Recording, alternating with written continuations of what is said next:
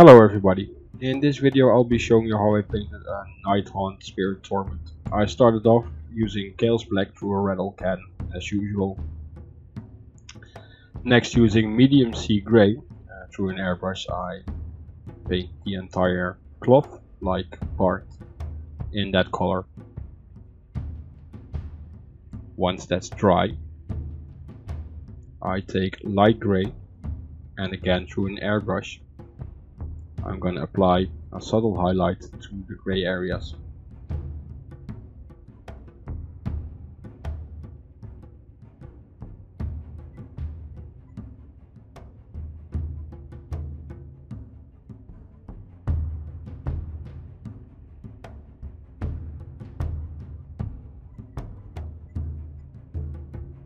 For the next highlight, I use pale blue grey and I try to reinforce previous highlights, leaving little bits of them visible, and I try to avoid hitting the recesses in this stage.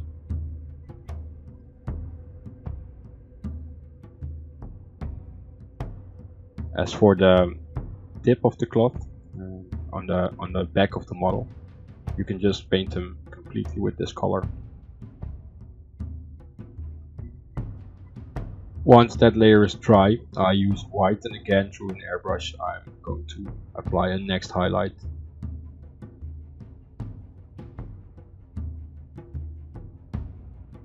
This time I try to build the color up more towards the outside than on the previous layer, leaving again parts of the previous layers visible. I make sure, like for example where the arm goes through the cloth on the inside, that I hit that with the white as well. Next, I use Antonian Camo Shade and I thin this down with airbrush thinner in like a 50-50 mixture, and through the airbrush I carefully dust this all over the model. In this manner I get a soft green effect, and I can, by just keep going and building it up, you can strengthen this where you want it to be a bit stronger. Next, I use Build 10 and I do the same thing with that. I thin it down into a 50-50 mixture and I build up the model, but I build it up towards the darker parts. So I stay away from the most outer edges and the back of the model.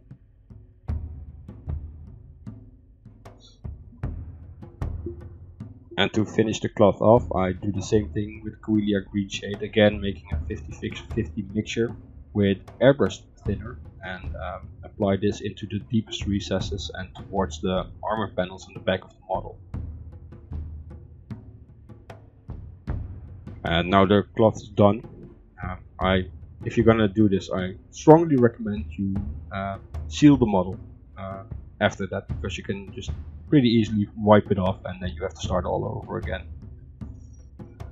Next, using metallic black, I block in all the metallic parts on the model and make absolutely sure you don't hit the cloth parts. And using hammered copper, I block in the coppery parts on the model. And again the same thing goes, don't hit the green parts.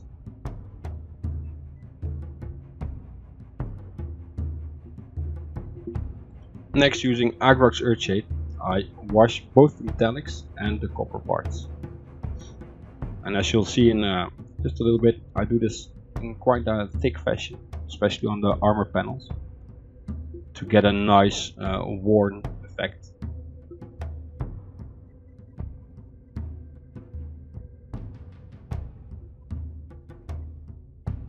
I then use nihilic oxide and I apply this on a couple of areas on the copper parts where I want the effect to be coming out in the end.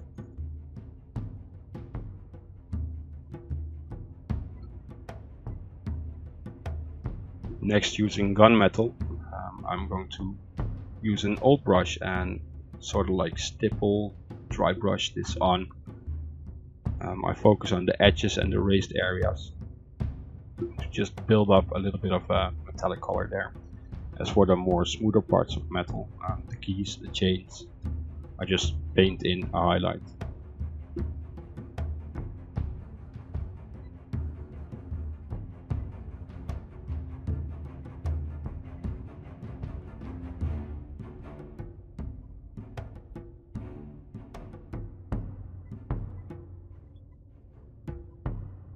Next, using silver, I'm going to reinforce the highlight on the chains and the keys.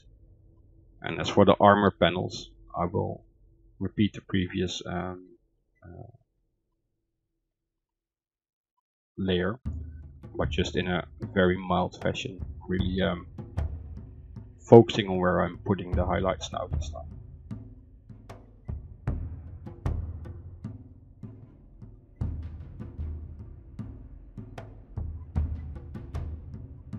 Next I went back to hammered copper and I applied a rough highlight to all the copper parts.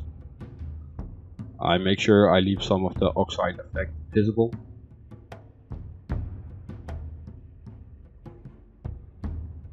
And I also make sure I leave some of the outer skirt shade where that's visible, so that you have the nice worn down effect on those parts as well.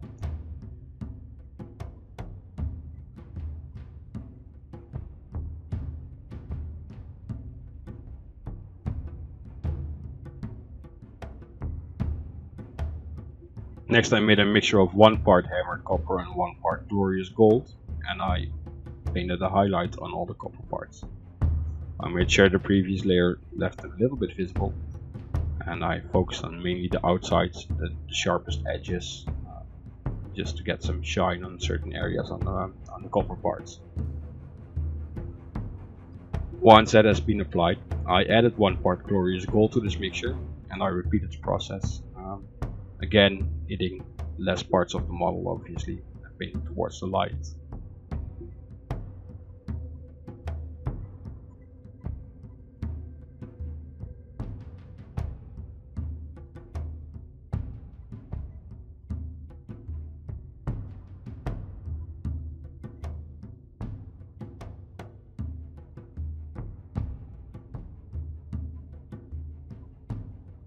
I then used pale blue gray and I blocked in the hands of the model.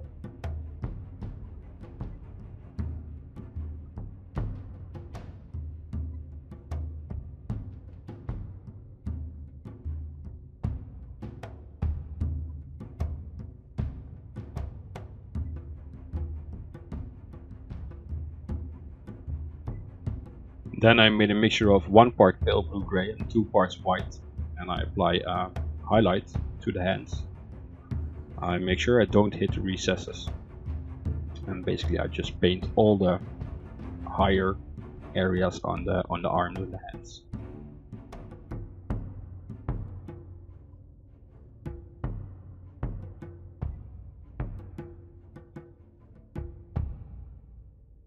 And for the final highlight, I then add 4 parts white to the mixture. And with this mixture I just reinforce the previous highlight, and I only do this on the outside of the model on the clearly visible parts. And that already finishes up this model. This was quite a fun model to paint. Not that hard, and also not a lot of work. One thing though, it appeared to be really flimsy, and I was kind of afraid that it would break at any given moment. It's quite thin at the bottom where it's attached to the base, so be careful with these kind of models, but I think everybody can figure it out themselves. So I hope you liked this video. Please like, share and subscribe if you want to, dislike if you want to as well, but let me know what you don't like about the video. Again, thanks for watching, and I hope to see you next time. Bye bye.